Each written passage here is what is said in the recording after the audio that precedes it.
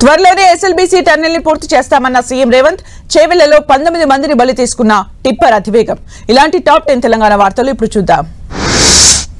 42 కిలోమీటర్ల tunnel project ప్రపంచంలోనే ఎక్కడా లేదన్నారు CM Revanth Reddy. SLBC tunnel project పూర్తయితే అత్యంత పొడవైన టన్నెల్ ప్రాజెక్టుగా తెలంగాణకు కీర్తి దక్కుతుందన్నారు. ఈ ప్రాజెక్టు పూర్తయితే నల్గొండ జిల్లాకు 33 టీఎంసీల సాగునీరు అందించడానికి వీలవుతుందన్నారు. 2000 కోట్లతో పూర్తయ్యే ప్రాజెక్టును గత బీఆర్ఎస్ ప్రభుత్వం పట్టించుకోలేదని సీఎం విమర్శించారు. తెలంగాణలో స్థానిక సంస్థల ఎన్నికలు మరింత వాయిదా పడనున్నాయి. వాళ్ళ స్థానిక సంస్థల ఎన్నికలపై హైకోర్టులో విచారణ జరిగింది. ఈ విచారణలో ఎన్నికలపై బెంచ్ కు తమ అభిప్రాయం తెలిపేందుకు ప్రభుత్వం మరికొంత గడువు కోరింది. అటు ఎన్నికలు నిర్వహించేందుకు సిద్ధంగా ఉన్నామని ఈసీ తెలిపింది. ఇద్దరి వాదనలు విన్న కోర్టు విచారణను ఈ నెల 24కు వాయిదా వేసింది. చేవెళ్ల బస్సు ప్రమాదంపై సమగ్ర విచారణ చేస్తున్నట్లు సైబరాబాద్ సిపి అవినాష్ మోహంతి తెలిపారు. మృతదేహాలను గుర్తించి పోస్టుమార్టం తర్వాత వారి కుటుంబ సభ్యులకు అప్పగించామన్నారు. ఘటనపై కేసు నమోదు చేసుకుని ప్రమాదానికి దారితీసిన కారణాలపై ఆరా తీస్తున్నామని సిపి అవినాష్ మోహంతి తెలిపారు.